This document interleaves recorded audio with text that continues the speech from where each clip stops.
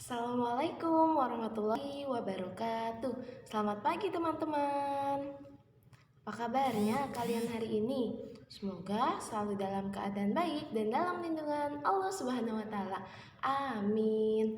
Oke, kembali lagi dalam pelajaran Al-Qur'an Hadis. Oke, teman-teman, sebelum kita mulai kegiatan hari ini, kita baca basmalah terlebih dahulu ya. Bismillahirrahmanirrahim. Oke, sekarang siapkan buku Quran hadisnya dan juga alat tulisnya. Oke, terima kasih sudah menyiapkannya. Nah, teman-teman, hari ini kita akan membahas tentang surah Al-Fatihah. Pasti teman-teman sudah tidak asing ya dengan surah Al-Fatihah, karena surah Al-Fatihah ini surah yang wajib dibaca untuk sholat. Nah, teman-teman, sebelumnya Miss akan menyampaikan apa yang akan kita bahas hari ini. Yang pertama, kita akan mengenal surah Al-Fatihah. Yang kedua, kita akan melafalkan surah Al-Fatihah. Yang ketiga, menerjemahkan surah Al-Fatihah. Dan yang keempat, membahas isi kandungan dari surah Al-Fatihah. Oke, kita langsung saja ke poin yang pertama, yaitu mengenal surah Al-Fatihah. Ya teman-teman, jadi di dalam buku ini sudah dijelaskan bahwa ya di halaman 3 sampai halaman 4 ya dijelaskan bahwa surah Al-Fatihah adalah surah yang pertama dalam Al-Quran. Surah Al-Fatihah ini artinya adalah pembukaan. Ya, ada yang tahu berapa ayat surah Al-Fatihah? Ya, betul sekali. Surah Al-Fatihah terdiri dari 7 ayat.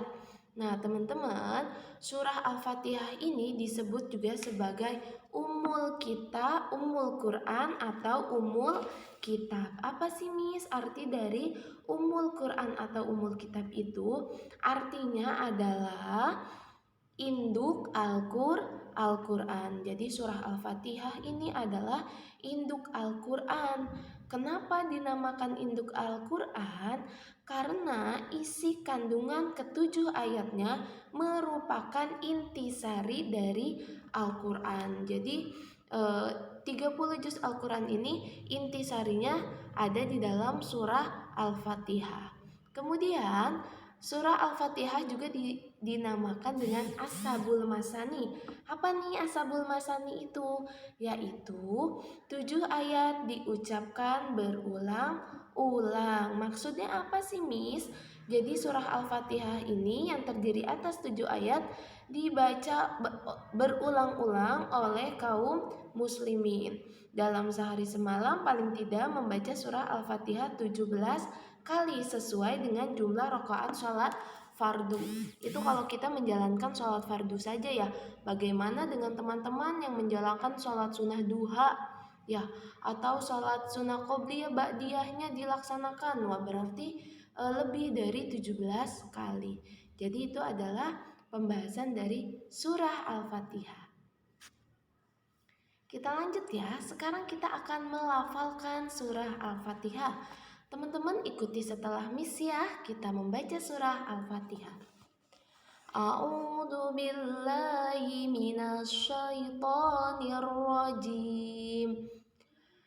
Bismillahirrahmanirrahim. Alhamdulillahi rabbil alamin. Ar-Rahmanir-Rahim.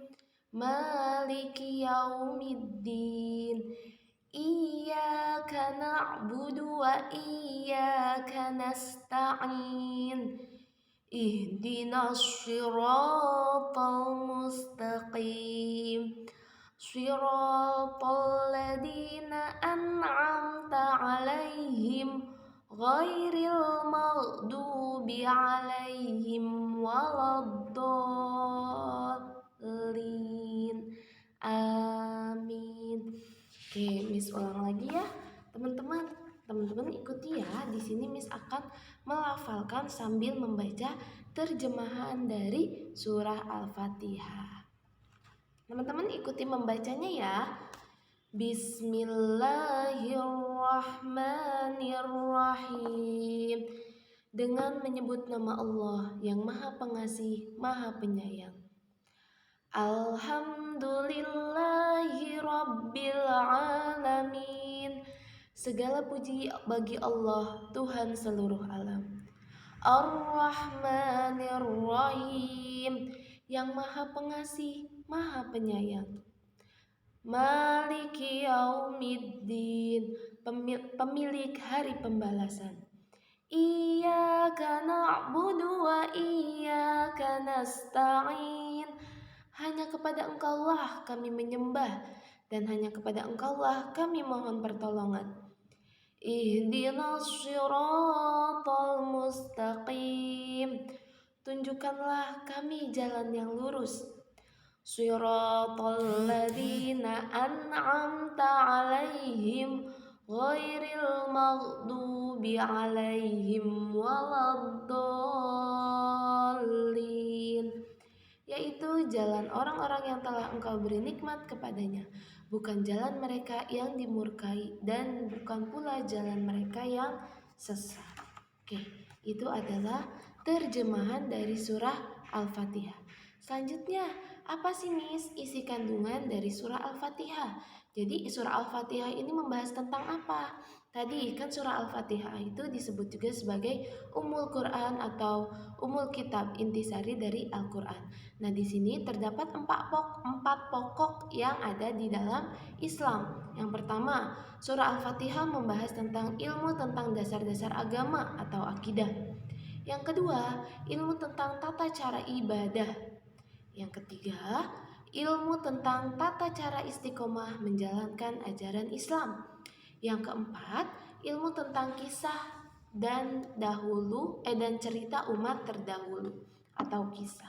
Oke, kita bahas dulu yang pertama, ilmu tentang dasar-dasar agama atau akidah.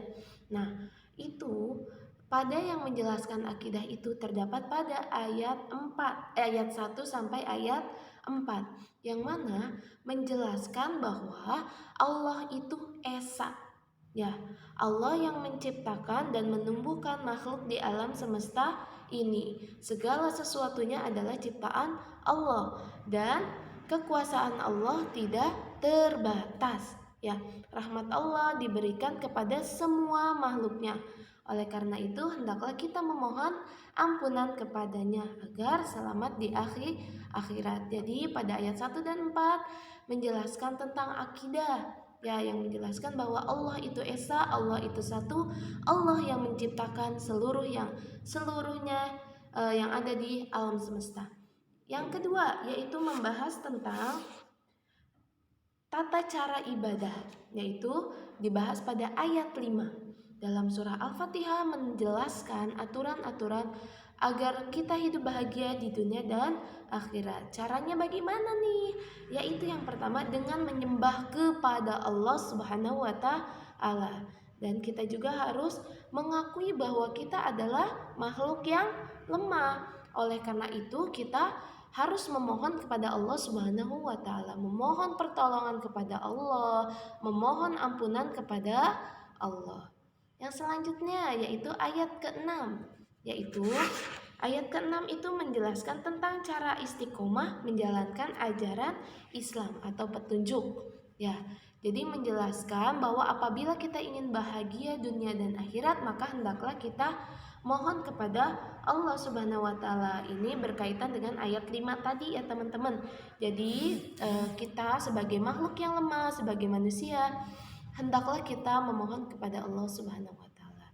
Dan yang terakhir yaitu tentang kisah dan cerita umat terdahulu, yaitu pada ayat ke-7, yang mana kita dianjurkan untuk mengikuti teladan umat terdahulu. Ya, tidak semua nah di sini umat terdahulu di sini maksudnya apa? Yaitu umatnya Nabi Muhammad Shallallahu Alaihi Wasallam. Karena kenapa teman-teman? Karena tidak semua umat terdahulu itu menjadi pengikut Rasulullah. Maka dari itu tidak sedikit dari mereka menentang Islam sebagaimana digambarkan dalam surah Al-Fatihah, yaitu orang-orang yang terkutuk. Adapun mereka yang taat kepada Allah dan mengikuti ajaran Rasulullah. Jadi umat yang terdahulu yang kita teladani, yang harus kita ikuti adalah umat yang dahulunya adalah mengikuti ajaran Rasulullah Shallallahu Alaihi Wasallam. Ya, itu adalah penjelasan dari surah Al-Fatihah. Jadi yang pertama kita harus memohon kepada Allah Subhanahu wa taala, memohon pertolongan, memohon ampunan kepada Allah Subhanahu wa taala. Seperti itu ya teman-teman. Nah, sekarang kita sudah berada di sesi terakhir. Ya, di sini teman-teman silakan menjawab tamrinat yang halaman 13 sampai 14 bagian A dan B. Kalau sudah selesai jangan lupa difoto-foto kirim ke Miss. Oke, terima kasih, cukup sekian. Assalamualaikum warahmatullahi wabarakatuh. Bye bye.